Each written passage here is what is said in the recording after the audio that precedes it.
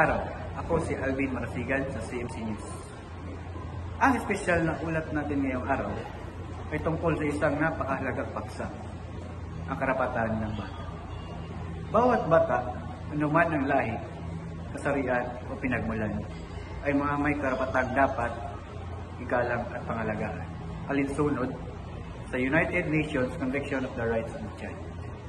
Kasama natin ngayon si Richie Pedrola, isang student leader na nagpagtataguyod ng kapakanan ng mga bata. Richie, maaari mo bang ipaliwanag kung ano ang mga karapatan ng bata? Siyempre, Alvin, ang mga karapatan ng bata ay kinabilangan ng karapatan sa buhay, gaya ng wastong pagkain, tirahan at pangangailangan ng pangkulusugan. Karapatan sa pag-unlad tulad ng edukasyon, paglalaro, karapatan sa proteksyon, laban sa pag-aabuso, pag-ubaya at pagsamantala at karapatan sa pagkikilaho, kung saan may kalayaan ng mga bata na inihayag ng kanilang saloobin. Napakaganda na niya, Richie. Bakit mo sa tingin mahalaga ang mga karapatan ng bata? Dahil bawat bata ay karapat-dapat imbaki ng ligtas, may edukasyon at may pagmamahal. Kapag nangangailangan ang karapatan ng mga bata, mas malaki ang tsansa nilang magkaroon ng magandang kinabukasan at maging mabuting mamayan. Tama ka dyan. Ang pagprotekta sa mga bata ay katumbas ng pagprotekta sa kinabukasan ng bansa. Muli, ito si Alvin Marasigan ng CMC News. Nagpapaalala sa lahat, ang mga bata ay hindi lamang pag-asa ng bayan, kundi puso rin ito, pangalagaan ang kanilang karapatan ngayon para sa mas maliwanag na kinabukasan. Iyan lang mula po.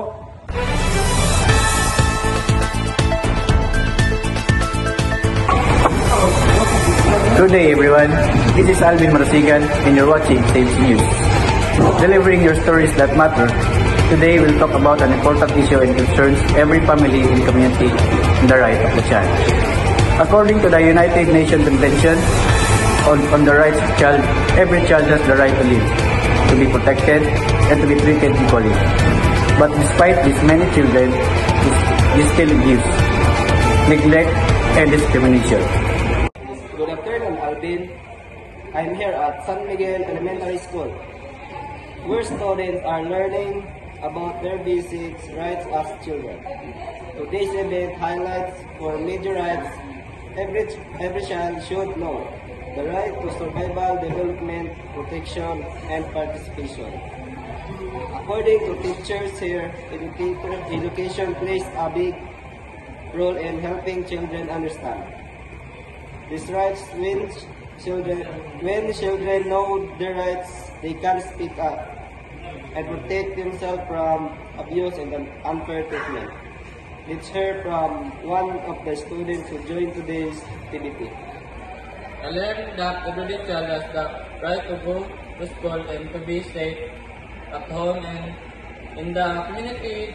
We should not be bullied or hurt. Thank you, Rocky. The Department of Social Welfare and Development is to be.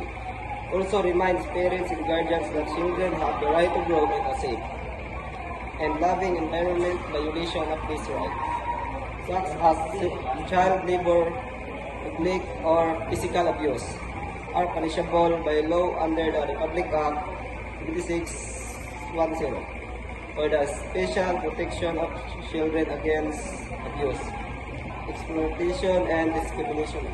Back to you, Alvin. Thank you, Richie, for that report. Truly, the protection and respect for children's rights start at home. And it continues in our school and communities. Let all remember, every child deserves love, care, and education and respect. When we stand up for children's rights, we build a brighter future for our nation. This has been Alvin Marasigan, and you're watching CMC News, delivering truth, care, and passion for the Philippine child.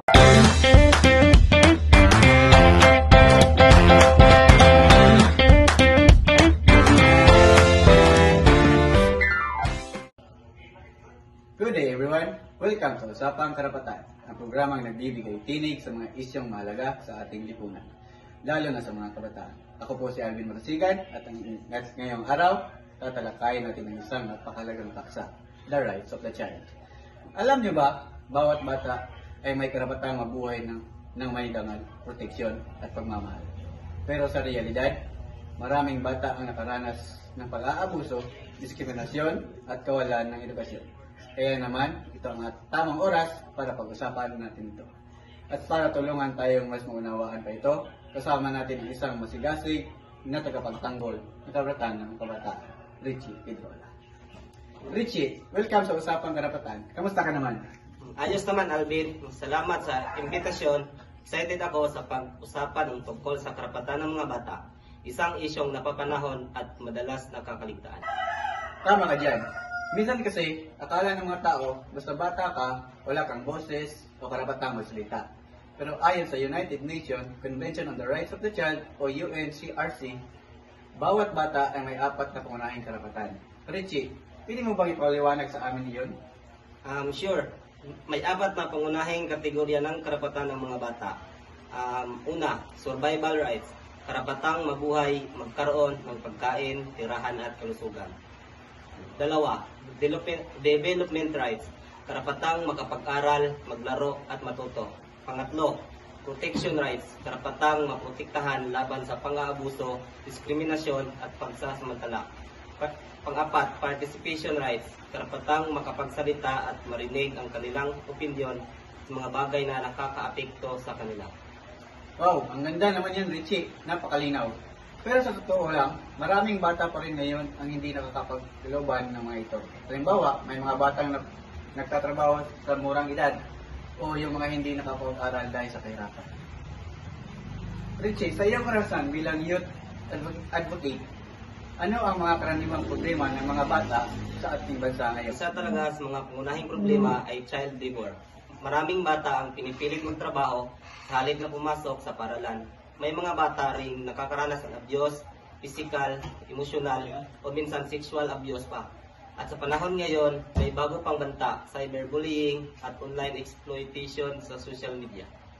Grabe, no? Minsan hindi napapansin ng mga magulang o guro na naapektuhan na pala ang mga bata mentally or emotionally. May kilala ka bang bata na nakaranas nito? Oo, may nakilala akong batang babae na tinatago natin sa pangalang Ana. Si Ana ay 12 taong gulang at sa murang edad lang pinagtatrabaho siya sa bahay ng ibang tao para lang makatulong sa pamilya. Hindi siya nakakapag-aral at madalas pa siyang pagalitan. Buti na lang may isang teacher na nakakausap siya at natulungan siyang makabalik sa eskwela. Ngayon, honor student na siya at advocate pa ng karapatan ng mga bata sa kanilang barangay. Wow naman, Richie, no? Nakaka-inspire naman yan. Isang patunay na kapag binigyan mo ng pagkakataon ng bata, kaya niya magtagumpay. Ngayon, Richie, may tanong tayo mula sa ating mga audience.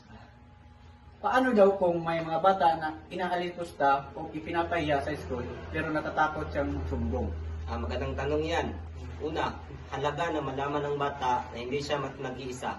May guidance, counselor, teacher o barangay official na pwedeng lapitan. Kung natatakot siyang magsumbong, pwede siyang magsimula sa mga taong pinagkakatiwalaan niya. Ang malaga, huwag niyang kimkimin kasi ang pananahimik ay maaaring magdulot ng mas malaking problema. Tama. At kung ikaw naman ay makakakita ng pang-aabuso, huwag mo rin ipang sa walang bahala. Maging boses ka para sa mga hindi makapagsalita. Tama yun, no? Richie, alam natin na may mga batas na tumutulong protektahan ng mga bata. Pwede mo bang bangitin ang mga ilan sa mga ito? Siyempre, narito ang ilang mahalagang batas sa Pilipinas. Ang Republic Act 7610, Special Protection of Children Against Abuse. RA 10630, Juvenile Justice and Welfare. RA 9344, para sa karapatan ng mga batang nasasangkot sa batas. RA 9775, Anti-Child Pornography. RA 10821, Children's Emergency Relief and Protection Act. Lahat ng batas na ito ay layunin siguraduhin ng ligtas, protektado, may dignidad ang bawat bata. Wow, ang galing niya, no? Kung ibig sabihin, hindi lang ito responsibilidad ng mga magulang, kundi ng buong lipunan. Tulong-tulong dapat, pamilya, paaralan, simbahan, at gobyerno. Richie, para sa ilang naman.